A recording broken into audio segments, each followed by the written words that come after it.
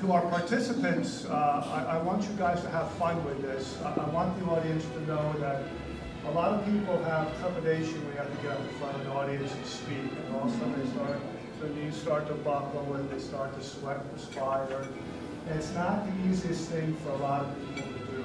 And so I really want you. Hello, my name is Aviana Gumishin. I'm a freshman at Alameda High, and one of the reasons why I came here and tried to do this speech was because I'm a freshman and it's my first year in high school, and I thought maybe I should challenge myself just because I want to grow up to be a good person. I'm really into science, like astronomy and biology and whatnot, and I'm also hoping to get on the softball team this year. Thank you. Hi everybody, my name is Emily Rentschler and I'm a junior at Encinal High School. I was really honored to be here today. I love learning how to be a better speaker, and it was really great hearing everyone's speeches. My favorite subject is history, and this year I actually kind of like calculus, so that's really shocking because I never really liked math before. So also I have played soccer since I was really little, and I kind of just like any sports in general, so thank you.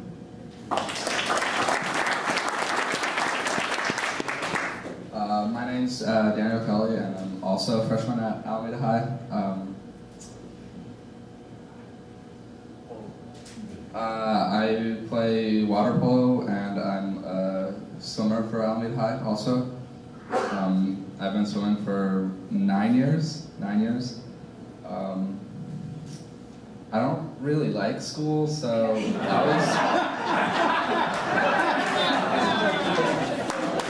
I was surprised when I signed up for this. I don't even know what happened. I just signed up. So, yeah, I'd like to thank my mom for helping me out with this and giving me support.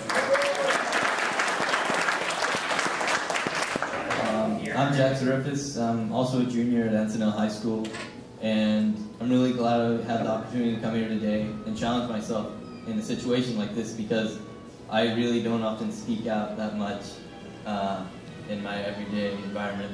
And if you were wondering who the gentleman is with the camera, that is my father.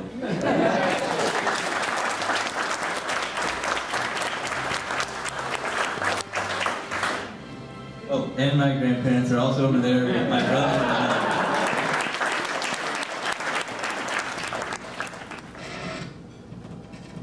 Hello, everyone. First, I'd just like to thank you and tell you that I appreciate that you're here to watch us speak. And, okay.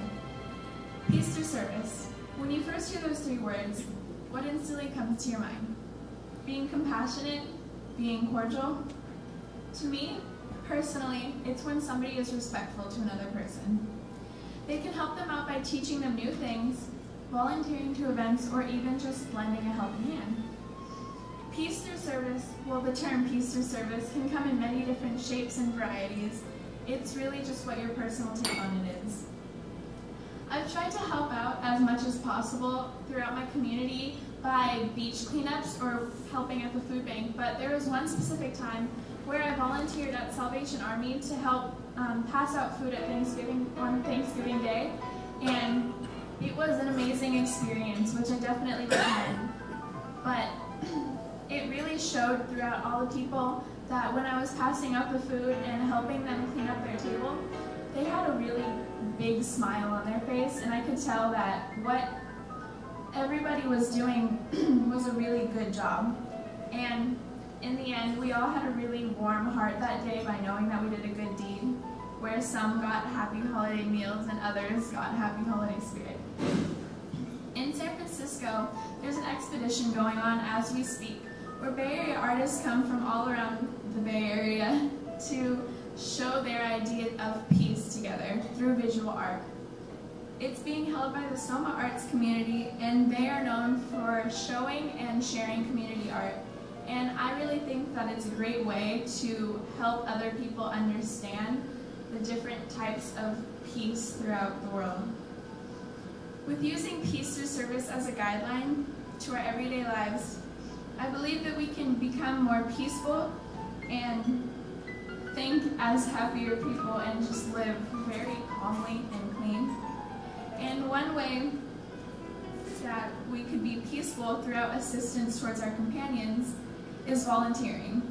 Volunteering really speaks to me because I know that once you've participated in that act, it gives you a greater drive and a greater sense of accomplishment. And another way that we could show peace through service throughout the world could be verbally. For example, Martin Luther King, whenever he spoke, he would put so much effort in and his emotions, and he spoke his mind, which was amazing, you know. And in 1963 is when he made his I Have a Dream speech, and we still stand for that today, 50 years later, which is pretty incredible to me at least. And I believe that one of the ways that really stood out to us was the way that he presented it. He was very calm about it, and he didn't seem like, well, he didn't care what other people thought. Well, okay, no, wait, he did care, but he did believe in what he believed in and really stood for it. Even though he was standing in front of hundreds of thousands of people, the idea and the message was the main thing that stood out to me. Bringing us back to the idea of peace through service, I believe that if everybody took the quote, service above self, it could really change the world, like really change the world. You could just help out at your local food bank or donate to charities or even start petitions.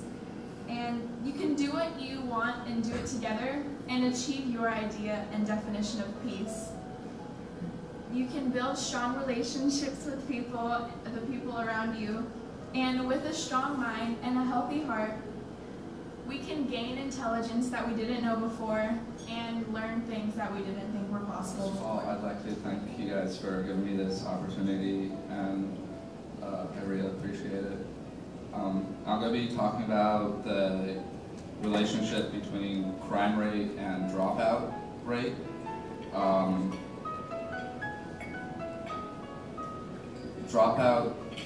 Kids that drop out of high school are 3.5% more likely to be arrested and 8 times more likely to be in jail or prison by the time they're adults. The 3 main reasons why kids drop out of high school is 1, they miss too many days of school. About 43.5% of kids said they missed too many days of school. I couldn't do it, I couldn't catch up anymore. 40.5% of kids said that they thought it'd be easier to get their GED to graduate high school. And 30% of kids said they were failing their classes and they didn't think they couldn't pass that grade, 9th grade, 7th, 9th grade, 10th grade. If we increase the graduation rate by 10%, California itself can prevent 500 homicides. Each homicide is expected to cost $17 million. So that's emotional, physical, property damage, stuff like that. So if you can save 500 homicides a year, you can save $8.5 billion annually just in California. Let's talk about LA.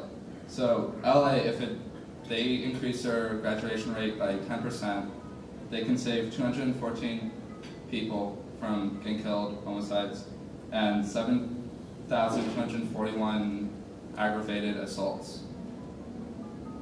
That's a lot of people you're saving, right? I mean, 214 people, that's about a grade for elementary school or for middle school.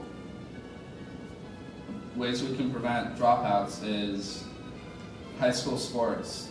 Ratio for boys in high school sports, 2-to-1 ratio. The boys graduate high school and go on to college. And let's keep in mind that athletes take average or above average classes. So AP classes, calculus, stuff, classes like that. The girls' ratio is 3 to 1. 3 to 1 girls graduate high school if they're doing high school sports. And again, they're also taking average and above average classes. Another way we can prevent dropouts is parental involvement. If your mom or your dad helps you push that extra inch or 2 inches further, you can graduate and go on to college. 23% of kids said they dropped out of high school because their parents were involved with them. The parents didn't help them or anything like that.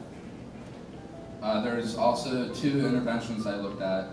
There's Achievement for Latinos Through Academic Success, the ALAS one, and basically they gave each child a monitor, someone that would look at their grades, help them get to school, help them do whatever they need help with, homework, classwork. ALAS also helped the parents, and they would tell the parents if the kid was skipping class or if they were just truancy in general. And they would advise the parent how to react to that, what to tell a child. They'd also advise the parent to, with behavioral issues, if you're running away, if they're stuff like that. This one, the ALAS stats were 28% less likely to fall behind in credits, and 2% less likely to drop out. 2% versus 17% less likely to drop out. Another intervention is Guess and Check, Check and Connect. They would do the same thing as ALAS, but their dropout rate was a little bit higher, but they also started out with more kids dropping out. Their dropout rate is 9% versus 30%. They were also less likely to fall behind in graduating in 5 years. That's 38% versus 71%. So, helping kids not drop out of high school would be a big help to the community and to just the community in general. It'd make the place a lot safer. Just so I got squared away, can we have Speaker D take 1 step forward? This is your 2nd place finisher. Congratulations.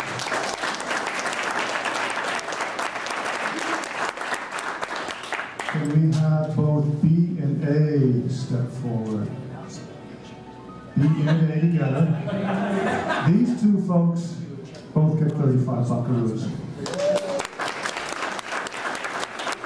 And now can we crowd around Speaker C and congratulate her for winning our speaker.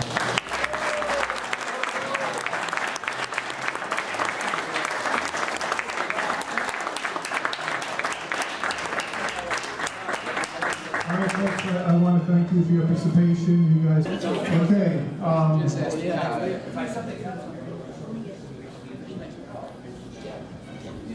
Just so I got squared away, can we have Speaker D take 1 step forward?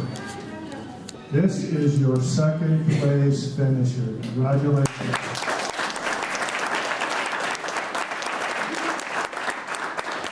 Can we have both B and A step forward? B and A together. These 2 folks both get 35 buckaroos. And now can we crowd around Speaker C and congratulate her for winning our speaker.